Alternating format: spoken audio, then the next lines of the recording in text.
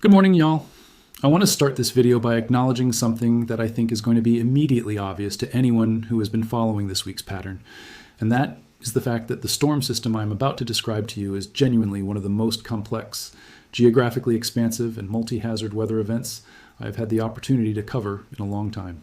Most of the time when we talk about a major storm system, there is a primary threat, a tornado outbreak, a blizzard, a flood event, and the coverage naturally organizes itself around that primary threat. This week is different. This week, the atmosphere has decided to be extraordinarily generous in the worst possible way, and what is coming over the next 48 to 72 hours is a system that is quite literally bringing something different and something dangerous to virtually every region it touches. Tornadoes for the southern plains, blizzard conditions for the northern plains and Rockies, devastating ice accumulation for the central corridor, catastrophic flooding for the Mississippi and Ohio valleys, damaging straight-line winds for the Great Lakes. I am not listing those threats for dramatic effect. I am listing them because every single one of them is a documented, forecast, SPC and NWS supported threat that is going to be impacting real communities with real people in the next 2 to 3 days. So let me take you through this system region by region, threat by threat, and make sure that no matter where you live between the Rockies and the Appalachians, you understand exactly what is headed your way and exactly what you need to do before it arrives. Let me start with the anchor of this entire system, because everything else, the blizzard, the ice, the flooding, the severe weather, flows from a single atmospheric feature that is currently positioned over the central Rockies and is about to make its move eastward. A deep, powerfully negatively tilted upper-level trough is digging southward into the Four Corners region right now, and over the next 24 hours, it is going to eject rapidly northeastward out of the Rockies and on to the central and southern plains. The Storm Prediction Center's latest mesoscale discussion describes the upper-level flow. Ahead of this trough is featuring 60 to 75 knot winds at the 500 millibar level.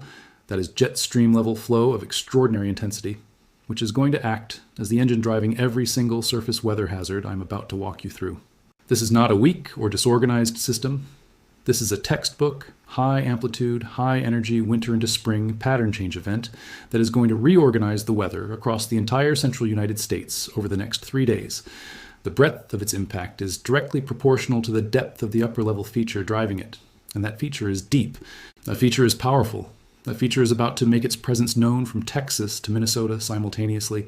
Let me begin in the south with the severe weather threat, because for the communities across the southern plains and lower Mississippi Valley, tomorrow afternoon is the opening act, and it is opening with one of the most concerning single-day tornado setups the SPC has highlighted so far this season.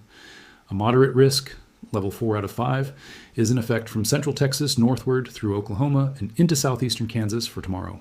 The thermodynamic environment ahead of the advancing dry line is being fed by Gulf moisture of extraordinary quality for this time of year, with surface dew point temperatures forecast to climb into the upper 60s across central and eastern Texas and the lower 60s across central Oklahoma by tomorrow afternoon.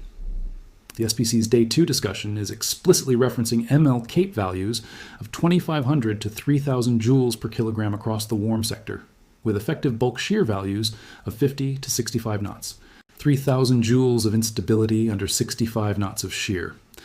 That combination in the presence of a well-defined dry line trigger and strong low-level jet development, the SPC is forecasting the low-level jet to reach 50 to 60 knots overnight, produces the organized, discrete, violent supercell environment. The cities that need to be paying full and complete attention to this tomorrow include Dallas and Fort Worth, Oklahoma City, Tulsa, Wichita Falls, Lawton, Ardmore, and every community in the rural corridors connecting them.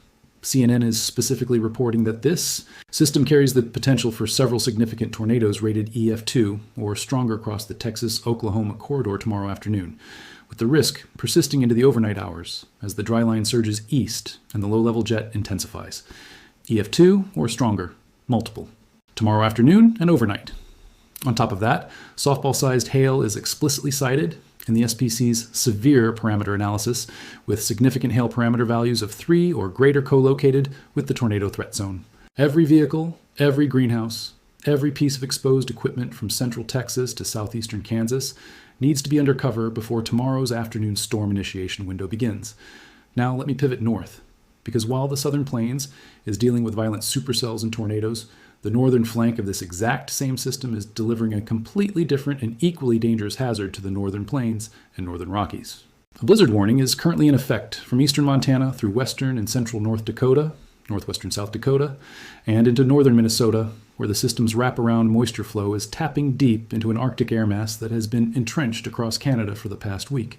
Snowfall accumulation forecasts from the National Weather Service offices in Bismarck, Aberdeen, and the Twin Cities are ranging from 18 to 30 inches across the primary snow band, with the heaviest totals expected in a corridor from Dickinson, North Dakota, eastward through Jamestown and into the eastern Dakotas. But the snow totals alone do not tell the full story of what blizzard conditions mean for this region. The winds, sustained winds of 35 to 50 miles per hour, are forecast throughout the duration of the event, which means the snow that falls is not going to sit quietly on the ground. It is going to be driven horizontally across every open field, every straight-shot highway, every ranch road and farmstead in the impact zone, reducing visibility to near zero and building drifts of 8 to 12 feet in sheltered locations. Interstate 94 across North Dakota, Interstate 29 along the eastern Dakotas corridor, and Highway 2 across northern Montana are all being monitored by state DOTs for potential closure, and based on the forecast wind and snowfall rates, closures are not a possibility tomorrow. They are a near certainty for significant stretches. The North Dakota Department of Transportation has already pre-positioned road treatment equipment, but equipment cannot run in zero visibility blizzard conditions, and it cannot clear drifts faster than 50-mile-per-hour winds rebuild them. If you are in the blizzard warning zone and you are contemplating travel tomorrow for any non-essential reason, I need you to hear me say this as plainly as I possibly can. Do not go. The roads will close. The visibility will go to zero. The temperature behind the Arctic front will drop the wind chill to 40 and 50 degrees below zero. A vehicle stuck in a drift on a closed North Dakota highway in those conditions is a life-threatening emergency, not an inconvenience. Now, I need to take you to the part of this storm system that I think is genuinely the most underreported and most underprepared for threat in the entire event, and that is the ice. The freezing rain and sleet component of this system, which is going to impact a corridor stretching from northeastern Kansas through central and northern Missouri, central and southern Illinois, western Kentucky, and into southern Indiana and southwestern Ohio, has the potential to be the most economically and infrastructurally damaging aspect of this entire multi-hazard event. The Weather Prediction Center is currently forecasting ice accumulations of 3/4 of an inch to 1 1/4 inches across the primary ice band, a corridor that runs from around Kansas City northeast through Columbia, Missouri, across southern Illinois, and into the Evansville, Indiana area. 1 1/4 inches of ice accumulation. To put that in physical terms, 1/4 inch of ice is enough to make roads impassable and snap small branches. A 1/2 inch brings down power lines and larger tree limbs. 3/4 of an inch to 1 1/4 inches does not just bring down power lines. It brings down the poles they are mounted on. It collapses carport roofs. It splits mature hardwood trees that have been standing for 100 years down the middle.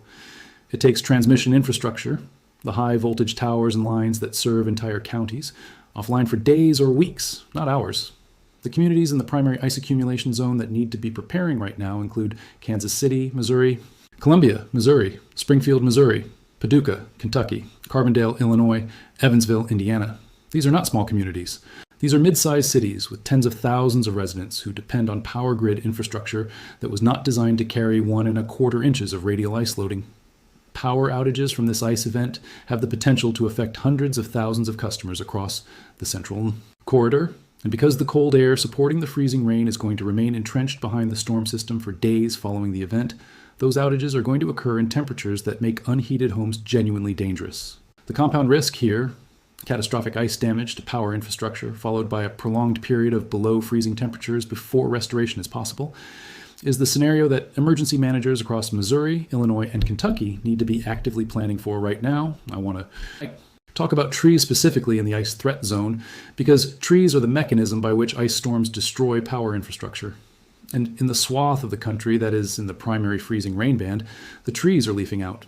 Spring has been advancing across Missouri and southern Illinois, and the combination of freshly emerged leaf buds and partial foliage on deciduous trees dramatically increases the surface area available for ice to accumulate on every branch and twig.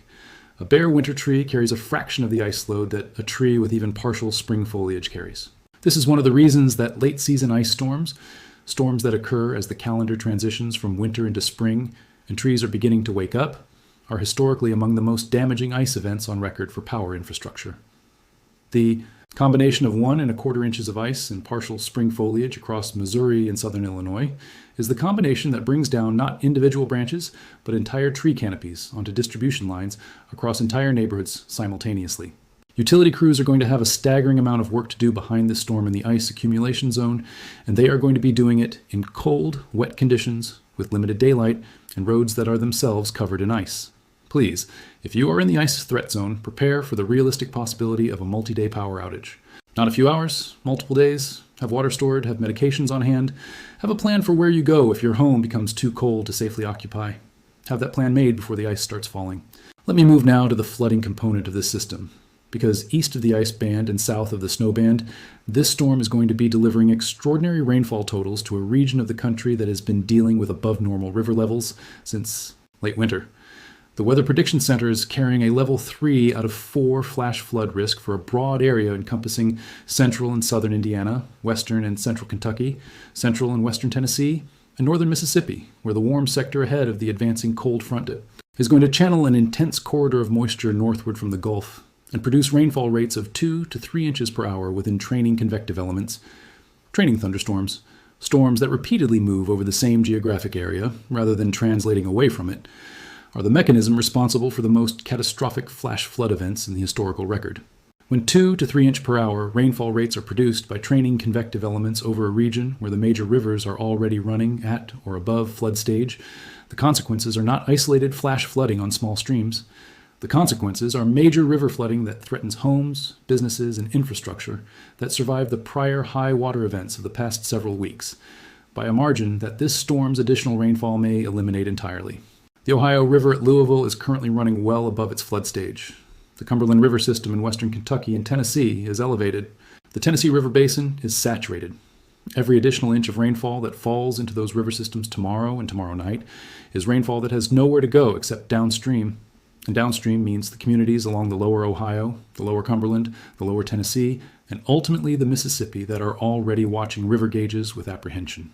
The National Weather Service offices in Louisville, Nashville, Memphis, and Paducah are all coordinating on river flood outlooks that are going to be updated throughout the next 48 hours as the rainfall totals become clearer.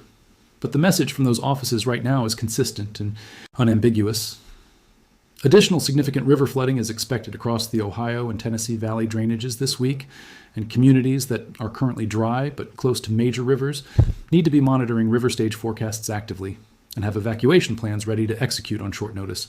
River flooding does not always announce itself the same way a flash flood does. It can rise slowly and steadily through the night and be at your doorstep by morning if you're not watching. Watch.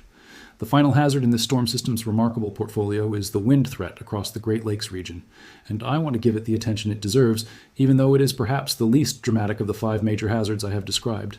As the surface low associated with this system deepens and tracks northeastward across the upper Midwest and into the Great Lakes region tomorrow afternoon and overnight, a powerful pressure gradient is going to develop between the deepening low and a building surface high behind the cold front to the west. That pressure gradient is going to drive sustained winds of 40 to 55 miles per hour across Michigan, northern Indiana, northern Ohio, and western Pennsylvania through tomorrow night and into Thursday morning, with gusts potentially reaching 60 to 65 miles per hour in the most exposed lakeside locations. These are not the winds that produce tornadoes, but they are the winds that topple trees onto power lines, blow tractor trailers off elevated highways, and send unsecured outdoor objects, trampolines, patio furniture, portable storage structures, airborne across residential neighborhoods. Michigan, which already carries significant accumulated power outage risk from the prior week's ice and wind events, is going to absorb another round of damaging wind that will further stress its already taxed distribution infrastructure. Every resident in northern Indiana, the lower and upper peninsulas of Michigan, northwestern Ohio, and western Pennsylvania should be securing outdoor items today and should anticipate the possibility of power interruption tomorrow night. And boaters and recreational watercraft operators on the Great Lakes should understand that lake wave heights on Lake Michigan and Lake Superior are forecast to reach 12 to 18 feet on the open water during the peak of the wind event. 12 to 18 feet. No small vessel should be anywhere near the open Great Lakes tomorrow. Here is what I need you to do with everything I have walked you through, and I need you to understand that the timing and the geography of your action items depends on where you live. For the Southern Plains, Texas, Oklahoma, Kansas, your tornado and hail preparation window is today, and your critical hours are tomorrow afternoon and evening. Shelter plan executed, vehicles covered, devices charged, direct warning call system active before you go to sleep tonight. For the Northern Plains, Montana, the Dakotas, northern Minnesota, your blizzard preparation window is closing fast, and the travel decision you make tonight may be the most important one of this event. do not be on the roads tomorrow. Do not. For the Central Corridor, Kansas City, Missouri, Southern Illinois, Western Kentucky, you are in the ice bullseye, and the most important thing you can do right now is prepare for a multi-day power outage in below freezing temperatures. Water, food, medications, an alternate warming location, and a plan to reach it safely before the ice makes roads impassable. For the Ohio and Tennessee Valley, Kentucky, Tennessee, Indiana, Mississippi, watch your river gauges tonight and tomorrow morning. Know your flood exit routes, and do not drive through any water-covered roadway under any circumstances. For the Great Lakes, Michigan, Northern Indiana, Northern Ohio, secure your outdoor items today and prepare for power interruption tomorrow night. And for everyone, regardless of where you live in the system's footprint, do one more thing. Share this video with the people in your life who are in the affected corridor. Because this storm is bringing something for everyone, and not everyone has a meteorologist in their life explaining what that something is and what it means and what they need to do about it. The people watching this video have that information right now. Pass it along. Someone you love in Oklahoma does not know about the tornado threat tomorrow afternoon.